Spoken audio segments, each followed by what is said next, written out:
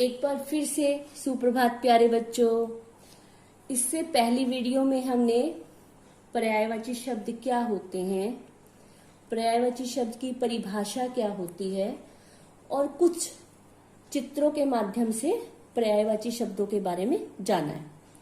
अब उससे आगे की श्रृंखला को आगे बढ़ाते हैं। उससे आगे की श्रृंखला में हम और उनसे अलग पर्यायवाची शब्दों के बारे में जानेंगे। ठीक है, यहां भी चित्रों के माध्यम से देखिए, वही टीएल हम यूज करेंगे। यहां पर देखिए किसका चित्र है, माता का चित्र।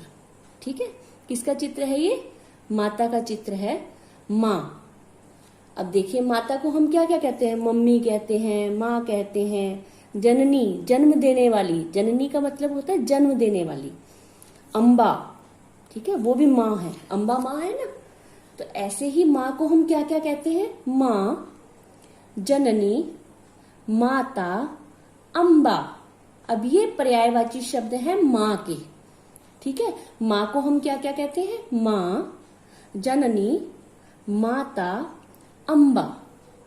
ठीक है, अब देखिए कुछ हमने पर्यायवाची शब्द पहले कर लिए थे, अब ये कुछ पर्यायवाची शब्द हम अब कर रहे हैं। तो आप धीरे धीरे से याद करेंगे तो आपको काफी इनका ज्ञान हो जाएगा कि पर्यायवाची शब्द कौन से होते हैं, क्या क्या होते हैं और क्या क्या नाम होते हैं इनके। ठीक है, आगे चलिए। अब ये देखिए किसका चित्र है, ये है चांद। काली काली रात और रात में चांद चमक रहा है, आधा चांद, पूरा चांद। दोनों चांद है, ये पूरा चांद है। कभी कभी रात में पूरा चांद निकलता है ना। ठीक है, तो ये आधा चांद और ये पूरा चांद। तो चांद को अब हम और क्या क्या नाम से जानते हैं, देखिए, चांद, चंद्र, शशि, रजनीश। एक कविता भी है, मैया मोहे चंद्र खिलौना दीजो। ठीक है, चंद्र खिलौना मैंने चांद का खिलौना दो मुझे, श्री कृष्ण अपनी माता से कह रहे हैं कि माँ मुझे चांद का खिलौना दो। तो चांद को वो क्या कह रहे हैं, चंद्र। ठीक है, चंद्र खिलौना लीनो, यानी मुझे चंद्र खिलौना चाहिए, चांद का खिलौना चाहिए। और क्या कहते हैं आप देखो, आपने देखा होगा शशि नाम भी होता है, शशि। ठीक है, कई महिलाओं का नाम शशि, लड़कियों का नाम शशि होता है, उससे भी याद कर सकते हैं। चांद, चंद्र, शशि और रजनीश। रजनीश मना रजनी, रजनी रात को कहते हैं और ईश भगवान को कहते हैं, रात का भगवान जो रात को निकलता है, रजनीश। रजनी देखो, रात को रजनी और ईश रजनीश। किसको कहते हैं, चांद को। चांद रात को निकलता है ना, तो इसलिए रजनीश कहा गया है। चांद को चंद्र कहा, शशि, रजनीश। ठीक है, चांद के पर्यायवाची शब्द अगर आपने लिखने हैं तो आप क्या लिखेंगे, चंद्र, शशि, रजनीश। ठीक है बेटा, आगे चलें क्या, चलिए आगे हम चले और हमें चित्र दिखाई दिया झंडे का। भारत देश का झंडा है ये, तिरंगा। ठीक है, इसको हम क्या क्या कहते हैं, झंडा, ध्वज, राष्ट्रीय ध्वज। क्या बोलते हैं, राष्ट्रीय ध्वज, हमारे राष्ट्र का ध्वज, राष्ट्रीय ध्वज। तो झंडा भी कहते हैं, ध्वज भी कहते हैं, पताका क्या कहते हैं, और पताका, केतन। ये झंडे के पर्यायवाची शब्द हैं, ध्वज, झंडा, पताका, केतन। ठीक है, चलिए आगे देखते हैं कौन सा चित्र आता है। यस, इसको तो पहचानते हैं, किसका चित्र है, पेड़ का चित्र। किसका चित्र है, पेड़ का चित्र। कौन कौन रहते हैं पेड़ पर, पक्षी रहते हैं। ठीक है, पेड़ पर बंदर रहते हैं और पेड़ पर आम लगते हैं, पेड़ पर अमरूद लगते हैं। पेड़ हमारे बहुत काम आते हैं। ठीक है, पेड़ों से हमें छाया मिलती है। लेकिन पेड़ को हम और क्या क्या कह सकते हैं, पेड़ को हम, अभी मैंने आपको एक वाक्य भी बताया था, पेड़ और वृक्ष दोनों यूज किए थे उसमें। ठीक है, दोनों शब्द यूज किए थे ना, वृक्ष भी कहा था और पेड़ भी कहा था। अब इसके दो अलग नाम और भी हैं, तरु, विटप। क्या क्या नाम है, तरु, विटप। पेड़, वृक्ष, तरु, विटप, पेड़, वृक्ष, तरु विटप, ऐसे गाने की तरह से भी याद कर सकते हैं। पेड़ वृक्ष तरु विटप, ठीक है, ऐसे से याद करें। नेक्स्ट देखें, चलिए नेक्स्ट देखते हैं। वाह, ये देखिए, ये किस चीज का चित्र आपको नजर आ रहा है? हवा को हम देख नहीं सकते, हवा का कैसे चित्र बनाती? तो मैंने हवा का ऐसे चित्र बनाया कि यहां से इतनी तेज हवा चल रही है कि जो सीधे खड़े पेड़ थे ना वो भी झुक गए, ठीक है, हवा के झुकाव से पेड़ भी झुक गए। तो मैंने यहाँ हवा बनाने का प्रयास किया, ये हवा है, हवा से पेड़ झुके जा रहे हैं, इतनी तेज हवा चल रही है। तो हवा को हम क्या क्या कहते हैं? देखिए, अब इसमें ना सारे, पीछे मैंने आपको बताया था कि लड़कियों के नाम या औरतों के नाम मैंने आपको बताया था, वो प्रयोग किए गए थे। अब देखो हवा को हम क्या क्या कहते हैं? पवन, पवन नाम सुना है? किसी अंकल का नाम पवन होगा, आपके भाई का नाम पवन, या किसी का भी नाम पवन हो सकता है, आपने नाम सुना होगा, तो हवा को पवन कहते हैं। अनिल भी सुना होगा, ठीक है, हवा को अनिल कहते हैं। हवा को समीर भी कहते हैं। आपके किसी फ्रेंड का नाम समीर है क्या? अनिल है या पवन? फ्रेंड का नहीं होगा तो किसी रिश्तेदार, कोई भी आपने नाम तो जरूर सुना होगा, Pavan uncle, Anil uncle, Sameer uncle, ठीक है। तो ये हवा जो है, हवा कौन कौन से अंकल हैं? Pavan uncle, Anil uncle, Sameer uncle. Uncle लिखना नहीं है, ये तो मैं समझाने के लिए कह रही हूं आपको। तो ये है हवा के नाम पवन, अनिल, समीर, ठीक है। इसको हम ऐसे याद कर सकते हैं, याद करने का तरीका बता रही हूं आपको। तो हवा के पर्यायवाची शब्द हैं पवन, अनिल, समीर। आगे चलिए, चलिए आगे है हमारा चित्र, नल, और नल से निकल रहा है जल, ठीक है। यहां बना हुआ है नल, और नल से क्या निकल रहा है? जल, यानी पानी। तो यहां मैंने जल के पर्यायवाची शब्द बताए हैं। क्या क्या? जल को हम और क्या कहते हैं? पानी कहते हैं। जल, तोय, नीर, वारी, अंबु। देखिए, ये सब जल के या पानी के पर्यायवाची शब्द हैं। अगर आपके पास लिखा हुआ है कि जल के पर्यायवाची शब्द लिखिए, तो क्या क्या लिखेंगे? पानी, तोय, नीर, वारी, अंबु। समझ आ रहा है आपको? अच्छा भी लग रहा होगा मेरे हिसाब से, ठीक है। बुक में से हम पढ़ पढ़ के कई बार बोर हो जाते हैं, तो इससे पढ़ेंगे ना ज्यादा अच्छा लग रहा है, मुझे पढ़ाने में भी अच्छा लग रहा है आपको, ठीक है। नेक्स्ट है, नेक्स्ट क्या है भाई? किसका चित्र नजर आ रहा है आपको? घर। अब ये किसका घर है ये मुझे मालूम नहीं, लेकिन मैंने घर बनाया है यहाँ पर, ठीक है। ये किसी का तो घर है। अब इस घर को और क्या क्या कहते हैं? घर को कहते हैं आलय, गृह, आवास। क्या कहते हैं घर को?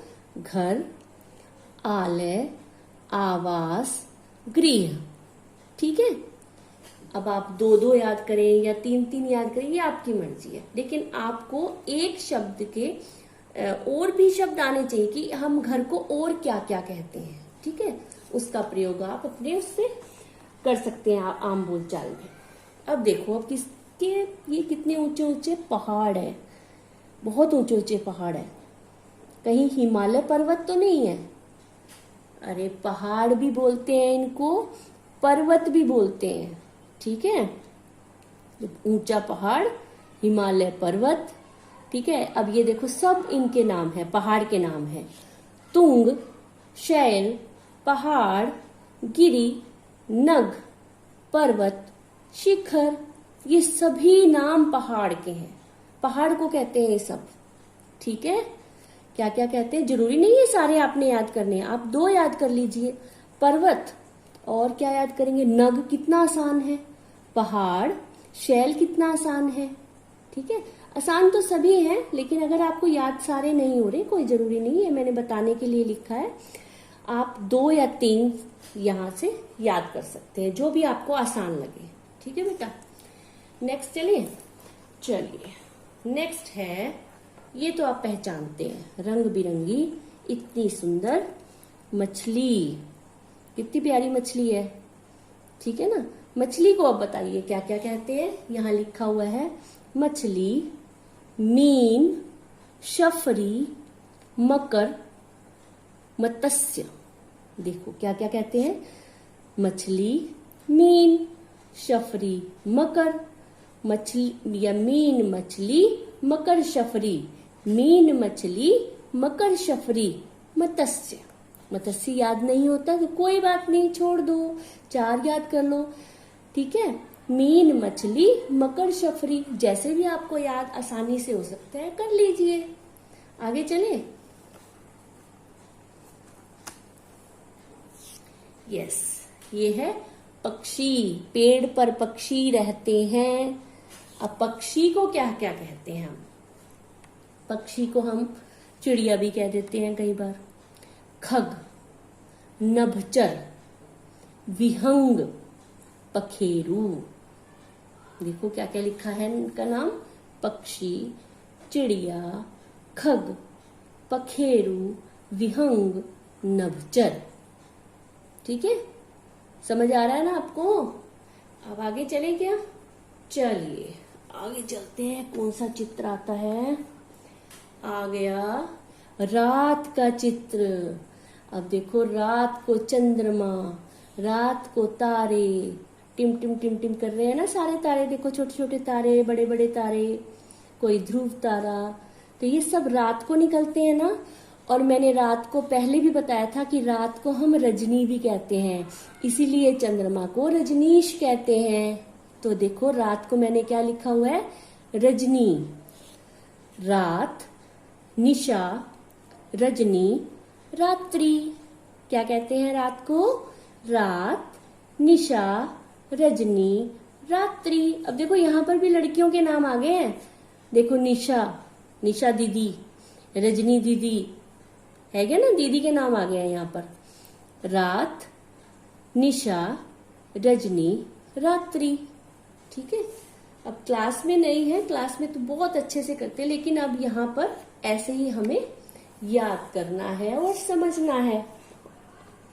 नेक्स्ट चले, देखिए अब आ गया, हमने चांद का पर्यायवाची शब्द देखे थे। चांद के कितने पर्यायवाची थे? तो सूरज के भी होंगे, जब चांद के हैं तो सूरज के भी है।